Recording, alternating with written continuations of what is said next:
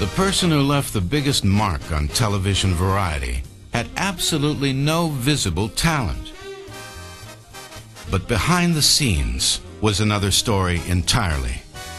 His name was Ed Sullivan, perhaps the most improbable star in television history. He came out here some years back with Fiddle La Barba, and there's a whole flux of Eastern athletes to the coast, and I'd like you to meet him. He was one of the strangest personalities that you could imagine in the history of the business, because he had no business being on the air at all. You don't sing, no. You can't dance, you don't tell jokes, no. You merely introduce acts. Uh-huh.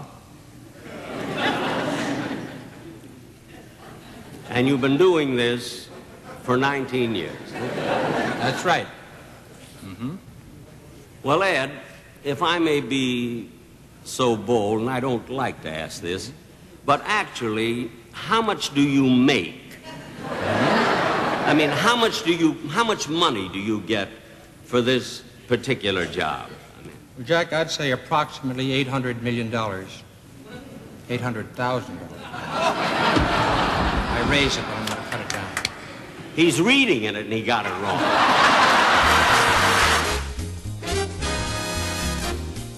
Sullivan knew he was awful on camera, but he wouldn't give up the limelight.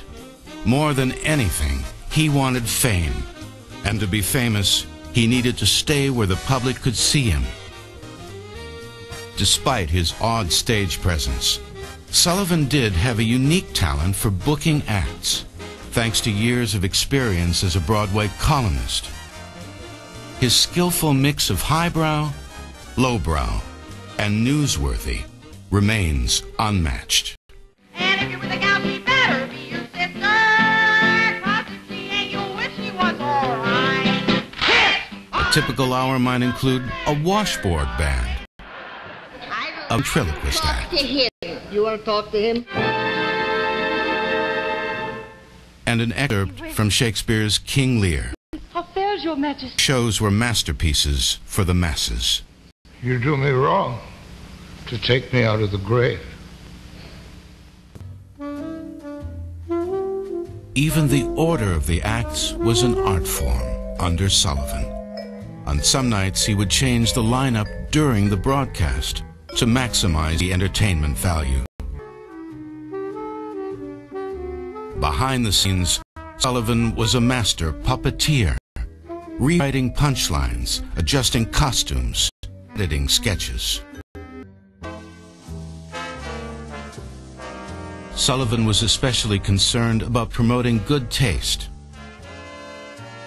Even his favorite acts, like Stiller and Mira, were not immune to Ed's watchful eye. Stiller didn't dare defy Sullivan. In truth, everyone in the entertainment business was beholden to Ed.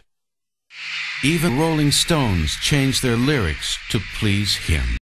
And if Sullivan wanted performers to audition at 8 a.m. at his apartment, they did it. Whether Sullivan molded popular taste or reflected it is still open for debate.